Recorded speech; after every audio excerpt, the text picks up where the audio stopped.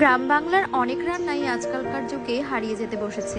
আবার অনেকে তো বলবেন মোচা ছাড়াতে জানি না, রান্না কিভাবে করব। তাই মায়ের কাছ থেকে শেখা একটা রেসিপি আপনাদের সাথে চলুন শেয়ার করে নিই।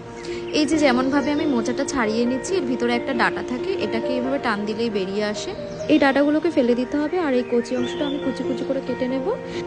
এরপর কড়াইতে আমি মোচাটাকে ঢেলে দিয়ে দুটো লঙ্কা দিয়ে আর একটু জল দিয়ে আমি ঢাকা দিয়ে ভাপিয়ে নেব। এরপর তেলের মধ্যে জিরে, রসুন আর পেঁয়াজ ফোড়ন দিয়ে দিলাম। তারপর একটু ভাজা ভাজা মতো হয়ে এলে সেই সেদ্ধ করা মোচাটাকে আমি দিয়ে দিচ্ছি। তারপর দিয়ে দিচ্ছি স্বাদ মতো লবণ, দিয়ে দিচ্ছি হলুদ গুঁড়ো। এরপর একটু হালকা আঁচে নাড়াচাড়া করার পর জিরে গুঁড়ো দিয়ে একটু কুক করে নিতে হবে। তারপর শিলের মধ্যে সর্ষে আর মোচাটাকে দিয়ে হালকা হাতে বেটে নিতে হবে। এই যে আবার অনেকে বলবেন শিলে বাটতে পারি না, খাবো কিভাবে? আবার মিক্সিতে করতে যাবেন না, তাহলে কিন্তু গ্রাম বাংলার সেই স্বাদটাই পাবেন না। এই যে আমার মোচা বাটার কিন্তু ready. Thank you for watching, tata.